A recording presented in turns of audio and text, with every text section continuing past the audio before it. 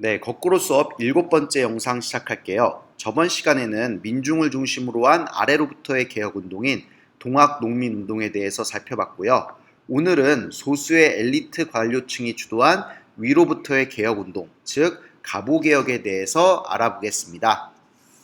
오늘의 학습 목표입니다. 가보개혁은 전개과정과 내용, 결과 및 의의와 한계가 모두 중요하니까요.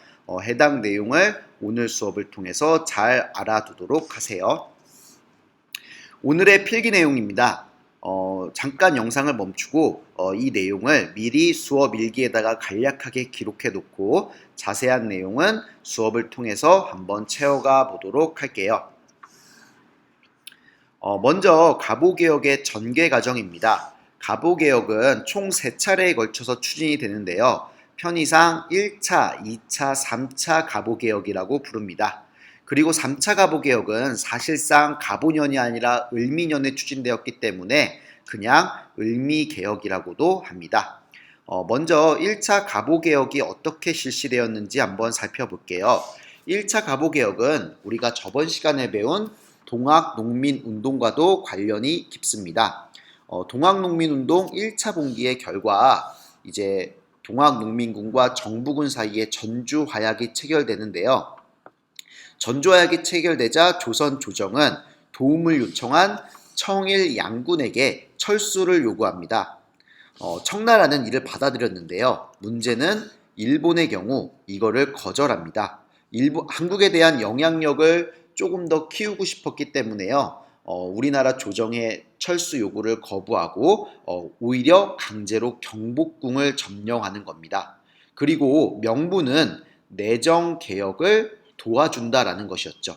그래서 일본은 경복궁을 점령한 후에 내정 개혁을 강요하게 되는데요. 이것이 바로 1차 가보개혁입니다. 1차 가보개혁에서는요. 군국기무처라고 하는 개혁기구가 설치돼서 개혁이 추진됩니다. 군국기무처가 어떤 역할을 했는지는 뒤에서 조금 더 자세하게 살펴볼 거고요. 이 1차 가보개혁의 특징은요.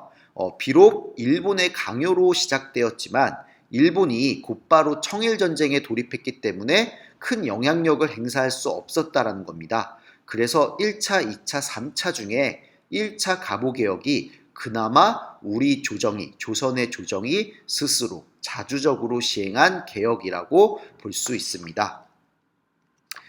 그런데 2차 가보개혁은요, 조금 상황이 달라집니다. 청일전쟁에서 일본이 승기를 잡아가면서 상황이 바뀌게 되는 거죠. 일본은 청일전쟁에서 승리를 확신하게 되자 본격적으로 가보개혁에 간섭하고자 합니다.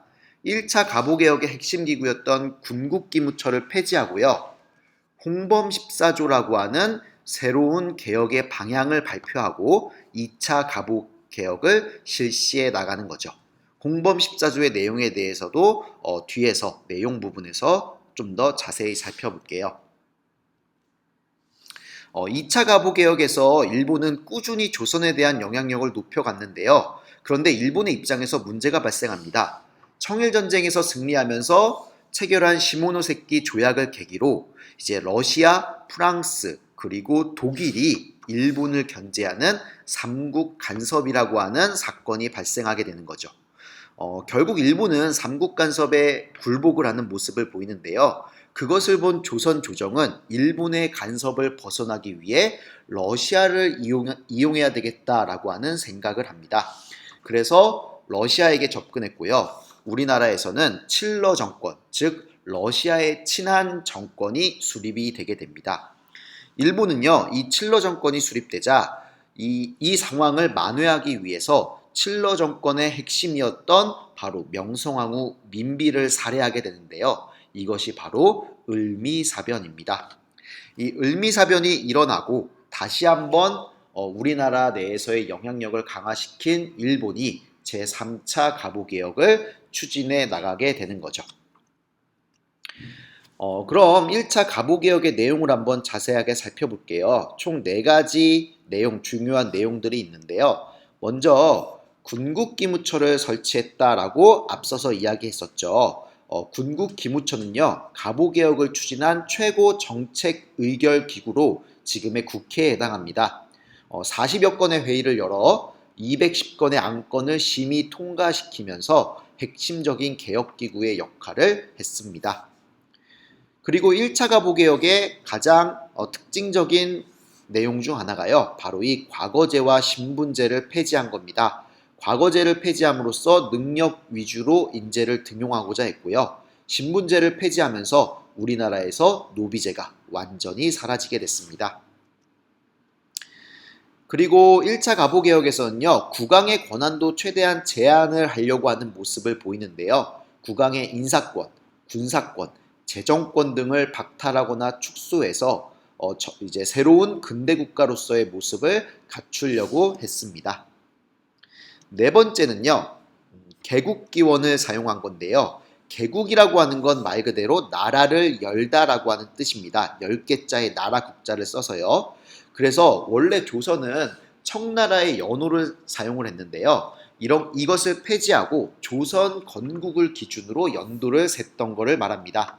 그래서 이 1차 가보개혁이 실시된 1894년은 1392년으로부터 503년째, 그래서 개국 503년으로 표시하게 되는 거죠. 이 중에서 특히나 군국기무처 설치와 과거제, 신분제 폐지 내용은 시험이나 다른 데서도 단골로 나오는 내용들이니까 꼭 알아두도록 하세요. 그리고 2차 가보개혁입니다. 2차 가보개혁은요. 홍범 14조를 발표하면서 본격적으로 시작되는데요.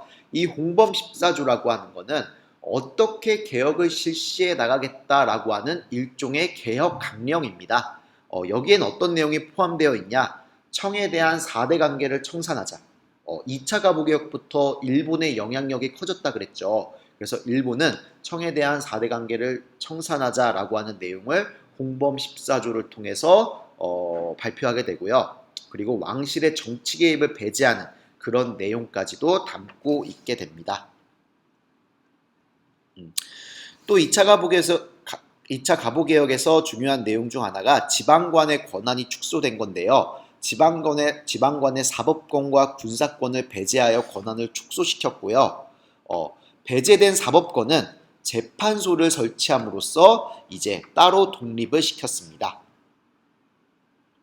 마지막으로 근대적 교육제도도 실시하는데요. 한성사범학교, 외국어학교 같은 것을 설치할 것을 2차 가보개혁에서 발표했습니다. 2차 가보개혁에서는요. 홍범 14조, 그리고 근대적 교육제도, 그래서 뭐 한성사범학교라든지 외국어학교가 설치할 것을 발표했다라고 하는 내용들이 중요하니까 잘 기억해 두도록 하세요. 그리고 3차 가보개혁입니다. 3차 가보개혁에서는요. 먼저 단발령을 실시한 것이 큰 특징 중 하나인데요.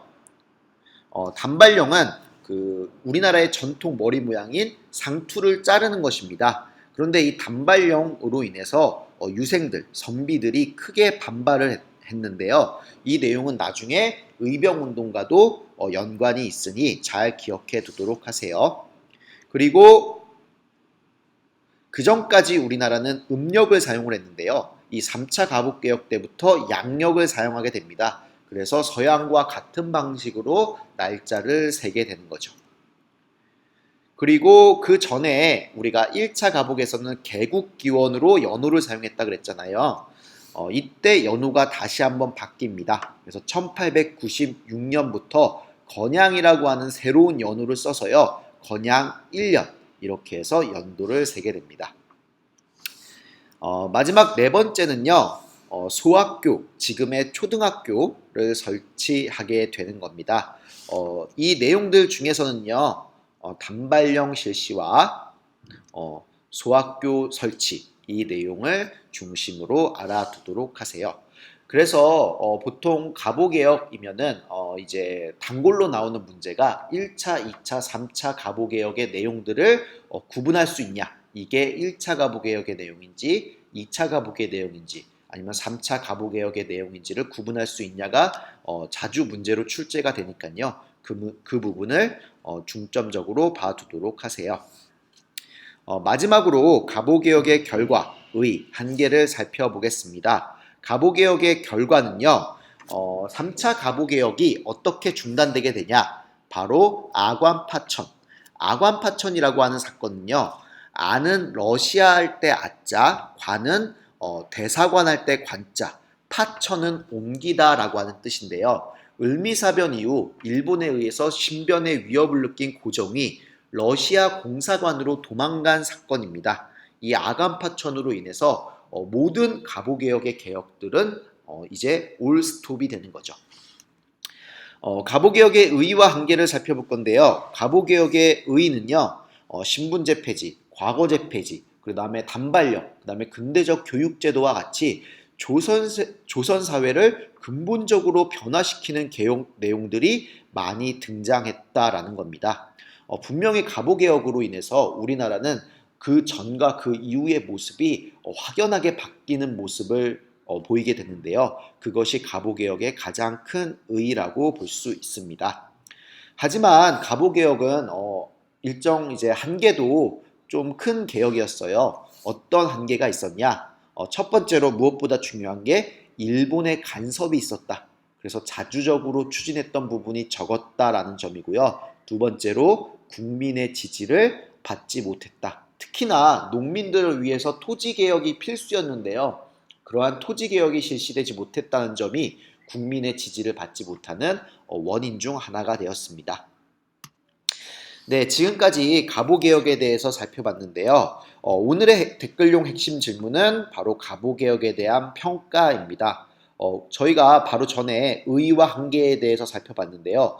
여러분이 생각하기에 가보개혁을 의의에 중점을 둬서 긍정적으로 평가할 수 있는지, 아니면 한계에 중점을 둬서 부정적으로 평가할 수 있는지, 어떤 면이 조금이라도 더 큰지를 자신의 생각을 담아서 댓글에 남겨주시면 되고요.